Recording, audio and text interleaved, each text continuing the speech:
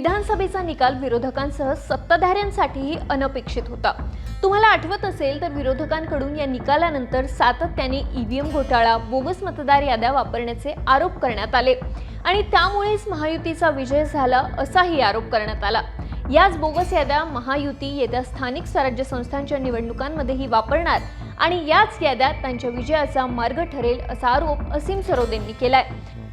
विधानसभा जी 2024 झाली त्या मतदार याद्याच सदोष होत्या, त्या चुकीच्या होत्या आणि अत्यंत बोगस स्वरूपात त्या तयार करण्यात आल्या होत्या। मग त्याच मतदार याद्यांच्या आधारे स्थानिक स्वराज्य संस्थांच्या निवडणुका घेणे म्हणजे पुढचा एक अप्रामाणिक प्रयोग ठरणार आहे आणि अशा प्रकारे लोकशाहीची फसवणूक होऊ नये असं माझं स्पष्ट मत आहे। हे नेमकं प्रकरण काय आणि याचा काय परिणाम होईल समजून घेऊ।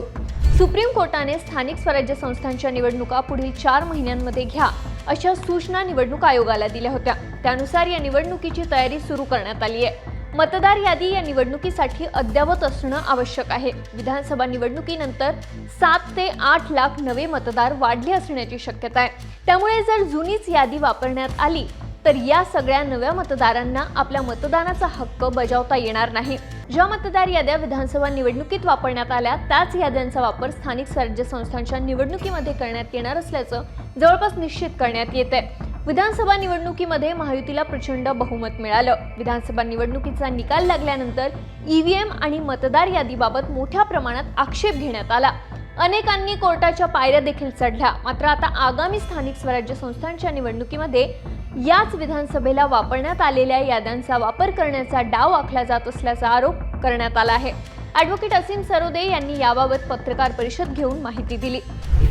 विधानसभा निवडणुकीतील ज्या मतदार याद्या तयार करण्यात आल्या होत्या विधानसभा निवडणुकीसाठी त्याच मतदार याद्यांच्या आधारे स्थानिक स्वराज्य संस्थांच्या निवडणुका घ्यायच्या असं नक्की होताना दिसत आहे आणि अत्यंत धोकादायक आहे। विधानसभा निवडणुकीमध्ये अनेक आश्चर्यकारक निकाल लागल्याचं पाहायला मिळालं।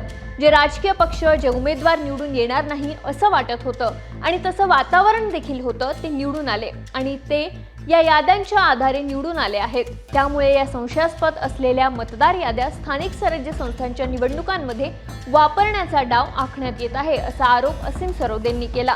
यंदाच्या स्थानिक स्वराज्य संस्थांच्या निवडणुका या मोठ्या प्रमाणात होणार आहे। यामध्ये 29 महापालिका तर 232 नगरपालिका आणि 125 नगरपंचायत असणार आहेत।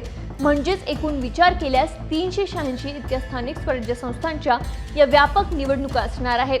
त्यामुळे या विधानसभेतील मतदार याद्या वापरण्यास आमचा विरोध असणार असून आम्ही त्याच्या विरोधात आवाज उठवणार असल्याचं देखील असीम सरोदे यांनी सांगितलं। तुम्हाला या बाबतीत काय वाटतं आम्हाला कमेंट करून सांगा आणि सरकारनं आम्हाला सबस्क्राईब करायला विसरू नका।